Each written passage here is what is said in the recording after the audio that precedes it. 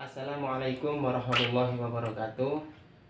Pada kesempatan kali ini saya akan menjelaskan pemahaman dari kegiatan belajar 8, yaitu tentang penilaian kurikulum 2013, di mana dari penilaian kurikulum 2013 ini dapat diambil sebuah pengertian. Penilaian itu adalah proses pengumpulan dan pengolahan informasi mencakup sikap, kemudian pengetahuan dan keterampilan, yang tujuannya adalah untuk mengukur apakah peserta didik tersebut sudah mencapai kompetensi yang ditentukan.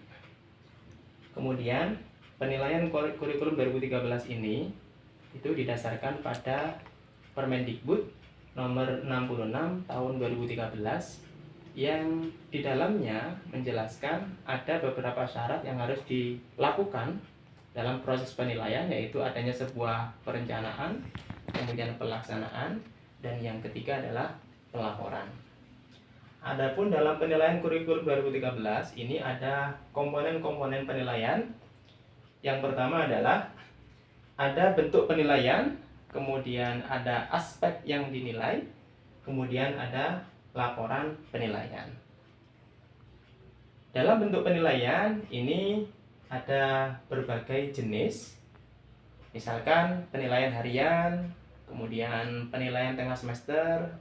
Ini adalah merupakan penilaian-penilaian yang dilakukan oleh seorang guru. Kemudian yang dilakukan oleh misalkan satuan pendidikan, itu penilaian akhir semester, walaupun di dalamnya tetap melibatkan dari guru. Ada juga dilakukan oleh pemerintah, misalkan seperti AKM dan seterusnya. Kemudian aspek yang dinilai ini mencakup aspek sikap, kemudian pengetahuan dan juga keterampilan. Nah, untuk laporan penilaian ini biasanya dalam bentuk predikat, angka, yang di situ disertai dengan deskripsi. Selanjutnya, pendekatan dalam penilaian. Yang pertama adalah penilaian acuan patokan. Artinya, ini ditetapkan oleh sekolah atau madrasah yang disesuaikan dengan kondisi dan juga kebutuhan dari madrasah itu sendiri. Kemudian yang kedua, ketuntasan belajar atau biasanya disebut dengan ketuntasan kriteria minimal.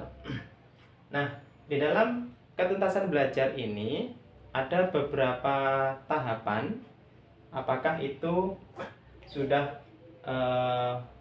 tercapai atau belum.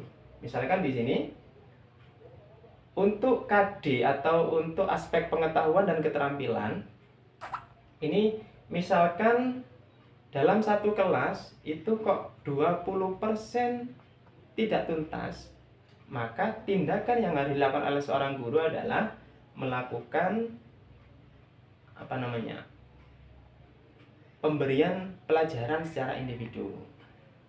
Kemudian jika kok lebih dari 20% atau di bawah 50%, maka ini diberikan tugas secara terstruktur. Selanjutnya, apabila yang tidak tuntas atau yang mengalami remedi itu adalah lebih dari 50%, maka pemberian remedial dilakukan secara klasikal.